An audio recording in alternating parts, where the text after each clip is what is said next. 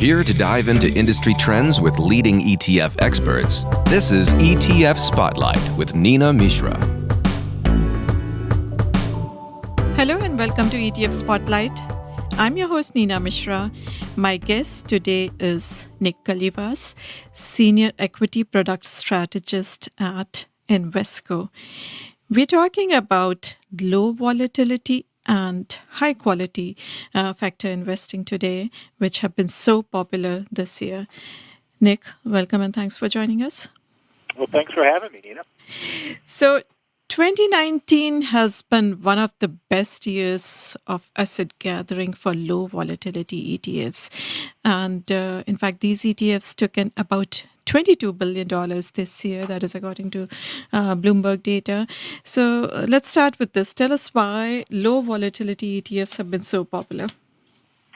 Well, the key driver here has been the macro backdrop has been very supportive to low volatility investing and has caused investors to embrace the characteristics of low volatility investing, which is this idea of being able to participate in market rallies, but in case something kind of goes wrong, it has potential for downside protection and can limit the sell-off. And if you look at what's gone on, we've seen things like the ISM manufacturing index drop from over 60 to below 50 recently.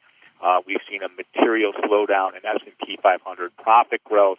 And at the same time, the geopolitical environment has been very uncomfortable for investors given the trade tensions, given what's gone on with Brexit, given signs of the creep of socialism in the U.S., and then some of the events that have transpired in Hong Kong. So the confluence of these factors really has created a nice backdrop for low volatility investing.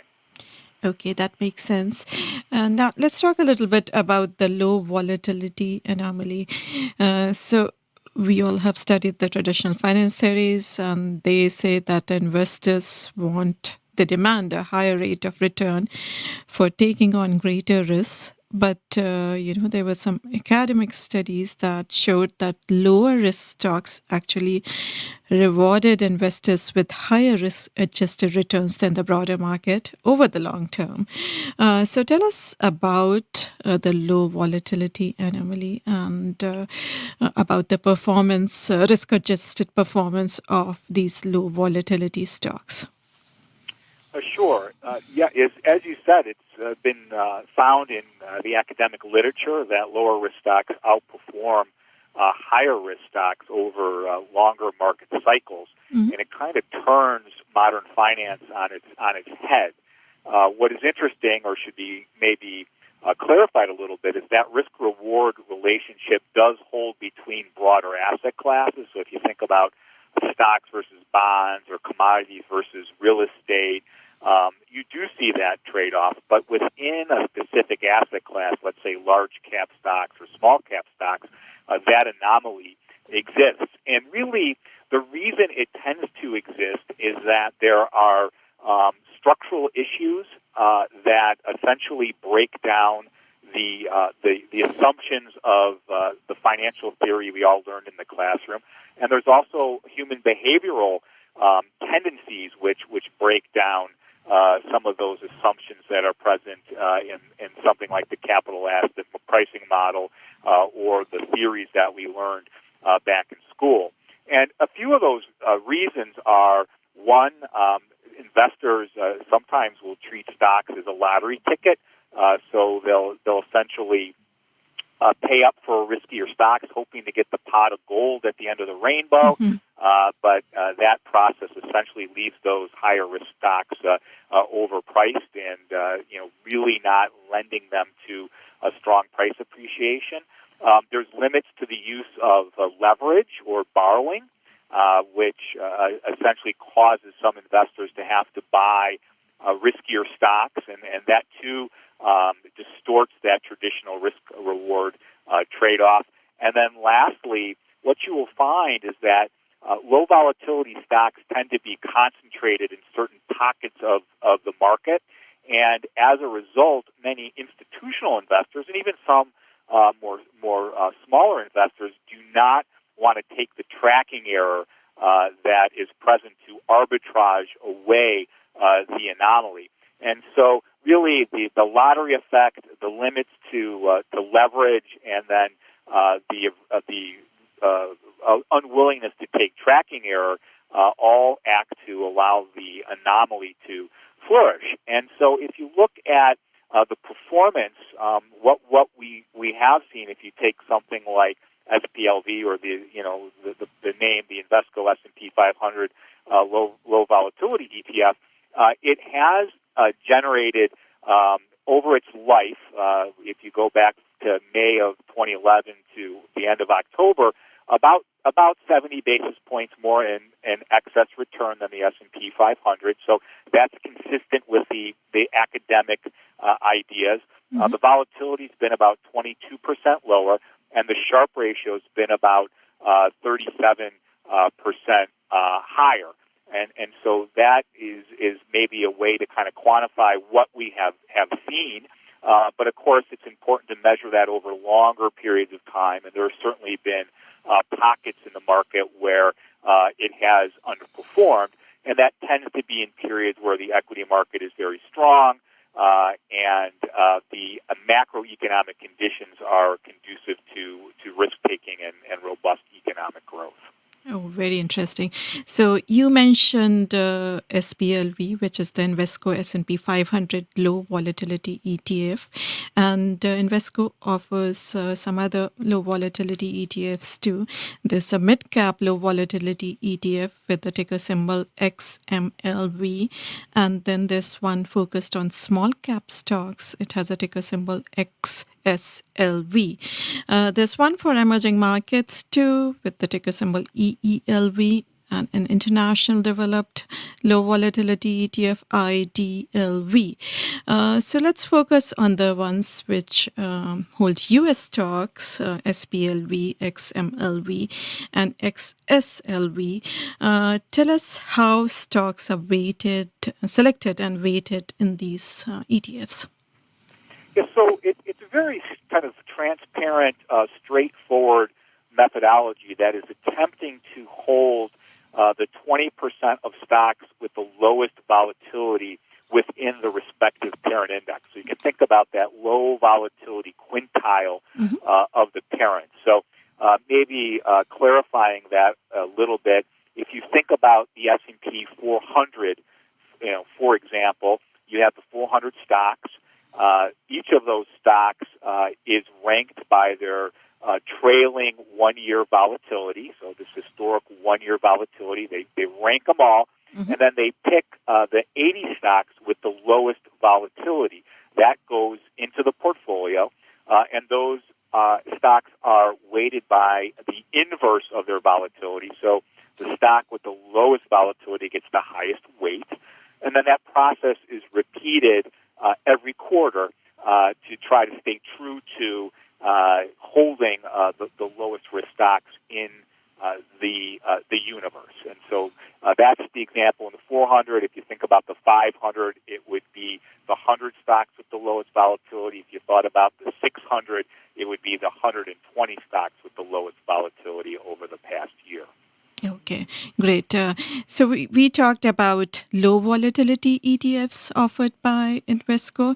And another strategy which has been popular this year, it's called minimum variance.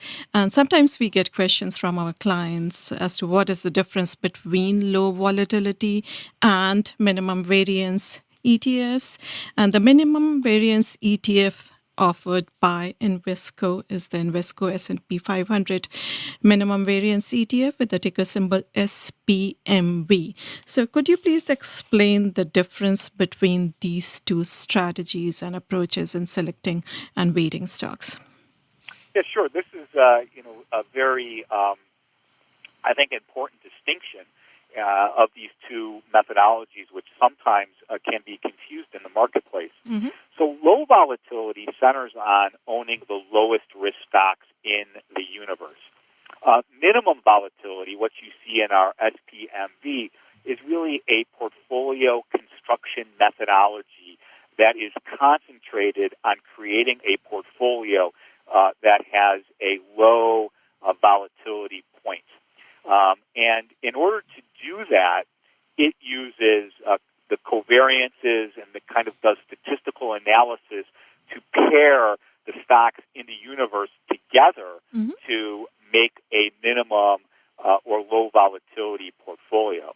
And one of the ways that happens, or the way it does happen in this case, is they use an optimizer. The methodology uses an optimizer, and that optimizer picks those stocks to form the low volatility portfolio. Now, one of the issues with optimization, or a byproduct of optimization, is that you can get very strange results, and results that might not be commercially viable. So you might have just a handful of stocks, and a couple of those have very big weights.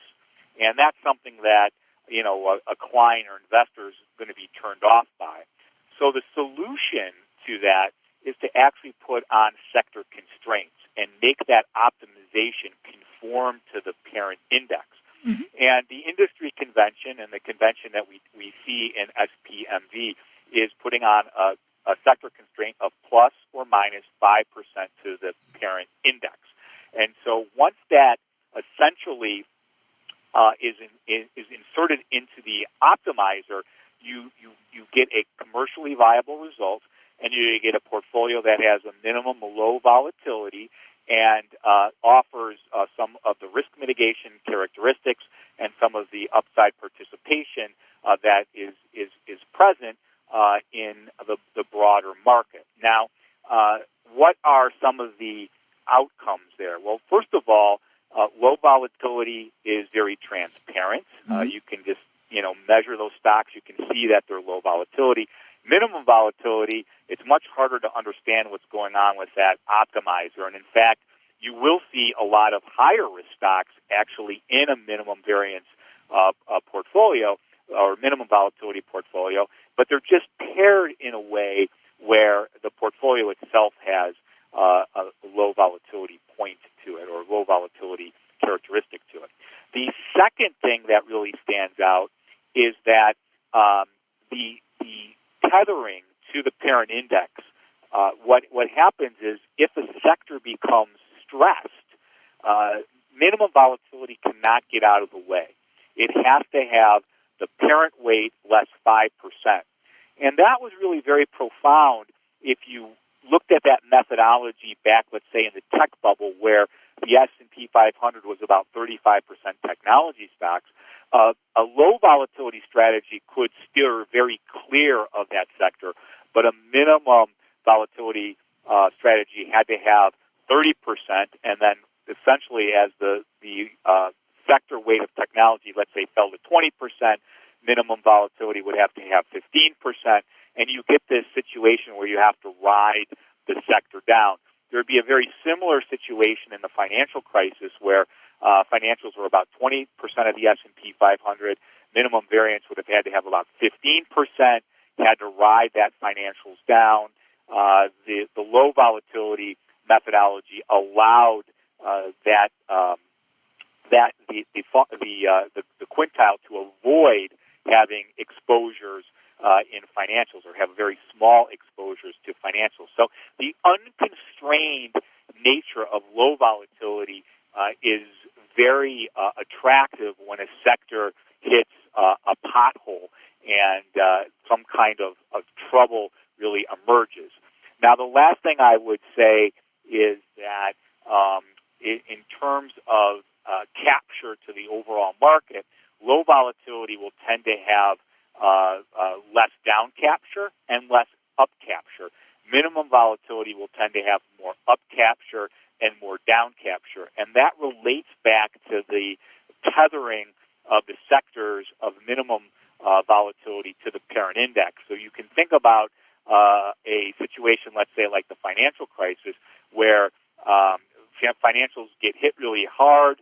Low volatility has a low exposure to that. But when they snap back, what happens is low volatility doesn't have the allocation there to participate, while minimum volatility, had to keep at least 5% below the sector weighting. the parent, and it was able to snap back. And so it snaps back faster.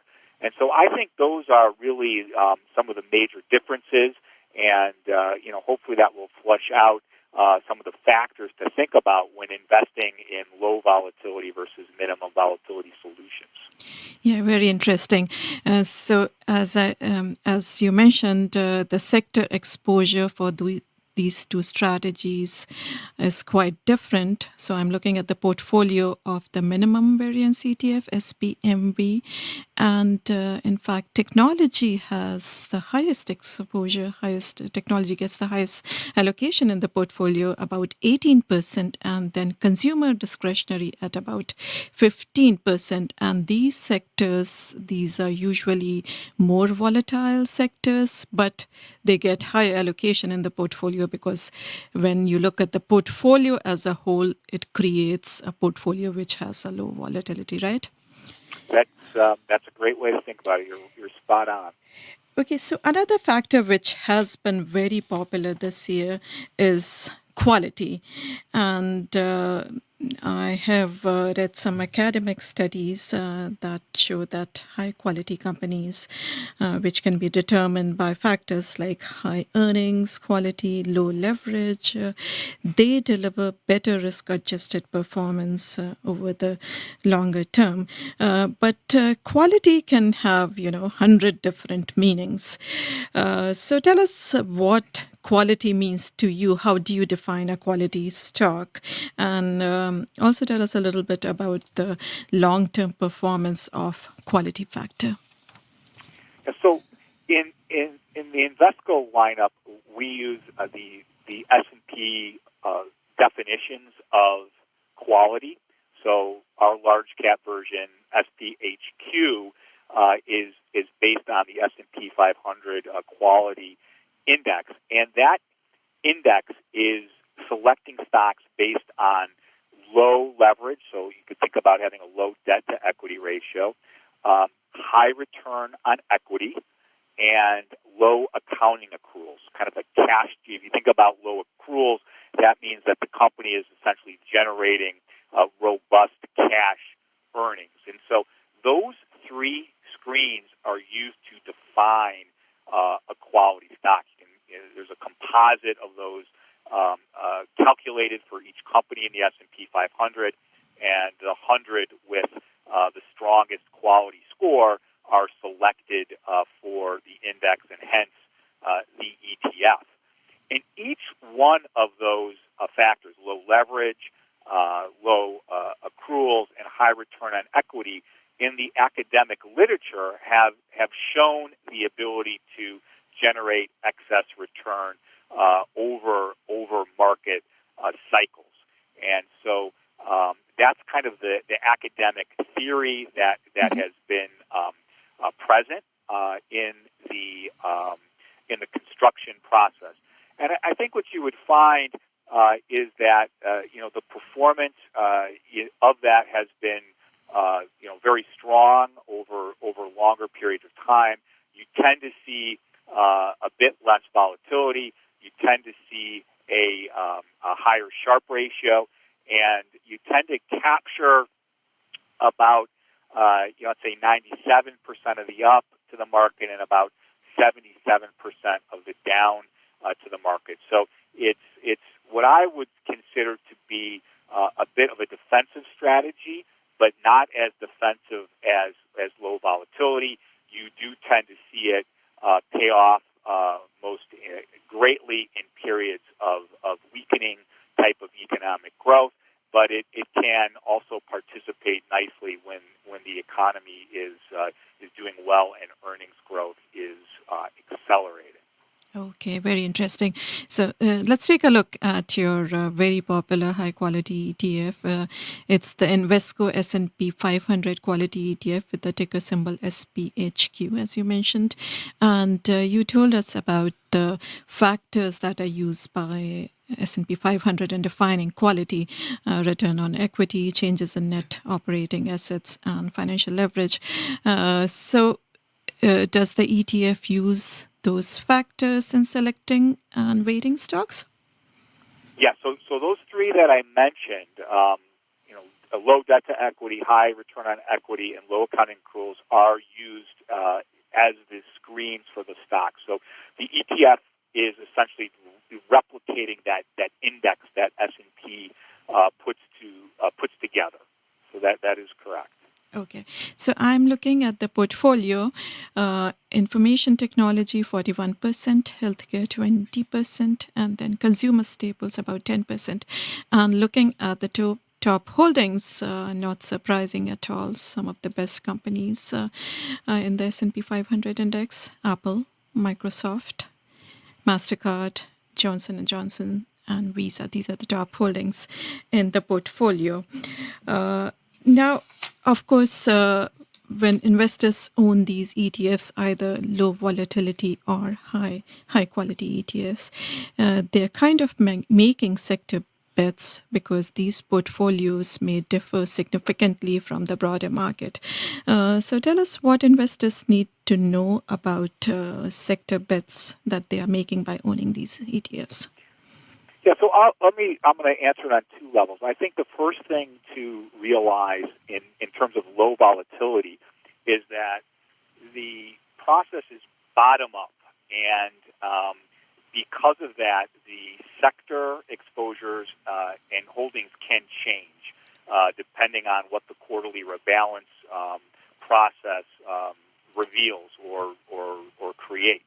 And you can have, many times, very dynamic movements. So if you think about an SPLV during its lifetime, it's had as much as 30% utilities. It's had less than 3% utilities. Mm-hmm. It's had no financials. It's had close to 20% financials. Likewise with REITs. So they are or can be very dynamic strategies. So I would say that about SPLV, and what you have this quarter might not be what you have next quarter, and you have to think about it through the factor lens. Think more about the factor that you're trying to harvest as opposed to the sector. I think on quality, what is interesting to me and is, I think, a issue that a lot of investors are really intrigued by and grappling with is that we have seen in recent years a lot more technology companies show up in meeting the quality criteria. Right. They've kind of grown up. They now are generating more cash. Mm-hmm. They don't use a lot of leverage, and they have strong return on equity. And so if you were to if you go back in time, a lot of quality names would have been more like in healthcare or these kind of staples that were stable, or these industrials that had kind of more stable businesses. And in more recent years, you've actually shifted and you've seen much more technology names of surface. So I think that is very interesting. But like low volatility, the quality screen is run. I mean, in this case, it's twice a year. Low volatility, it's 4 times a year, and you do have that stock selection process that is looking to essentially pick the stocks that are conforming to the index rules and the methodology, and trying to harvest the factor to the best of its ability. Okay, very helpful. So as I mentioned earlier, these strategies have been quite popular this year, but in the past few weeks, we have seen that investors have been, leaving the safer areas of the market, like low volatility, and they are rushing into riskier areas, and that is mainly because the yield curve has uninverted, and there is some optimism regarding trade talks as well. And economic reports as well as third quarter earnings have generally been better than expected. So do you think these strategies, low volatility and quality, can still attract investors? Yeah, so I think what's been interesting is we have seen some outflow in recent weeks out of low vol minimum volatility, mm-hmm. and out of momentum. And one of the beneficiaries has actually been quality. So we've seen investors kind of step up their risk a little bit, but still have a little bit of bias towards defense. So there has been a rotation into quality. There's also been a lot of rotation into value, to be fair. So money has also kind of traded up into value. Now, I think that the low volatility strategy is going to still have a lot of value because even though the economics are look like they're improving, I think that we have not seen crystal clear evidence that we are seeing the economy really accelerate a lot. Right. And the headline risks are still very present when we think about the upcoming U.S. election. If you just look at today, there was a story on the wire kind of throwing some cold water on a trade agreement.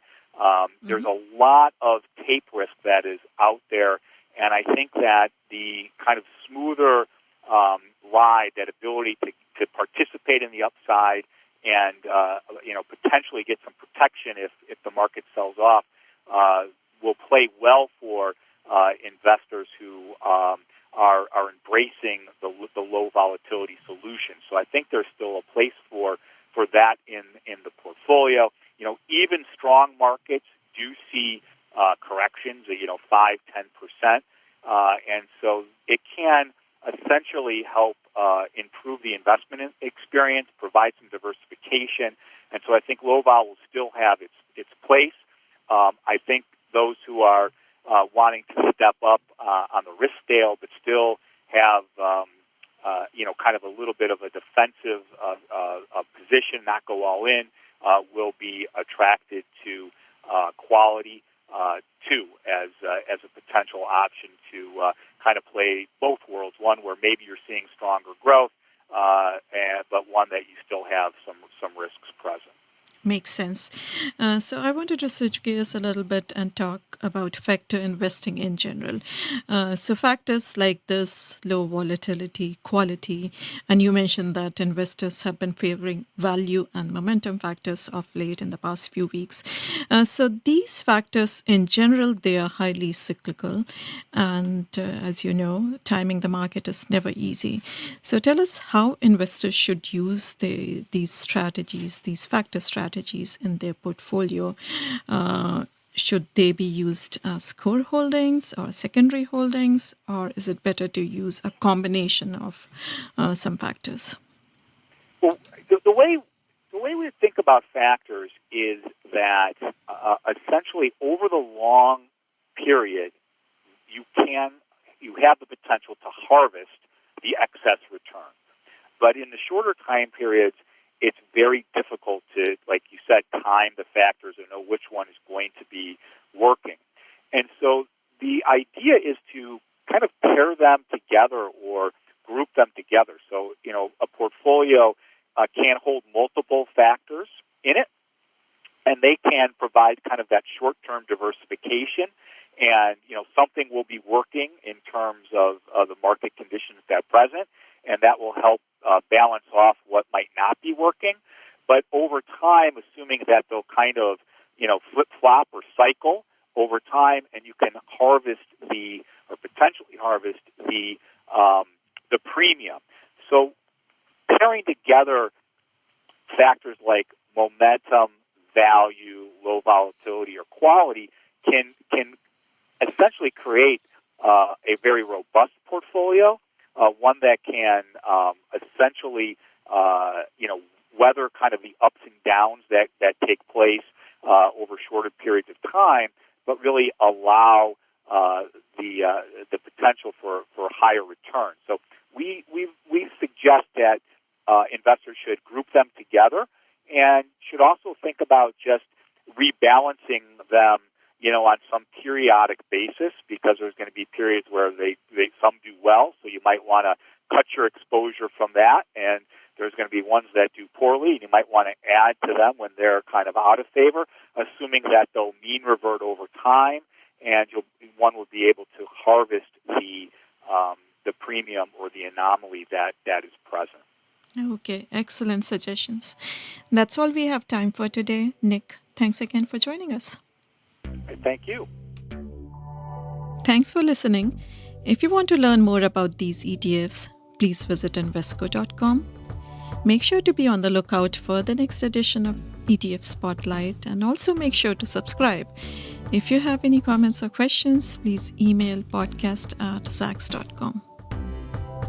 This material is being provided for informational purposes only, and nothing herein constitutes investment, legal, accounting, or tax advice, or a recommendation to buy, sell, or hold a security. Do not act or rely upon the information and advice given in this podcast without seeking the services of competent and professional legal, tax, or accounting counsel. Publication and distribution of this podcast is not intended to create, and the information contained herein does not constitute an attorney-client relationship. No recommendation or advice is being given as to whether any investment or strategy is suitable for a particular investor. It should not be assumed that any investments in securities, companies, sectors, or markets identified and described were or will be profitable. All information is current as of the date herein and is subject to change without notice. Any views or opinions expressed may not reflect those of Zacks Investment Research as a whole.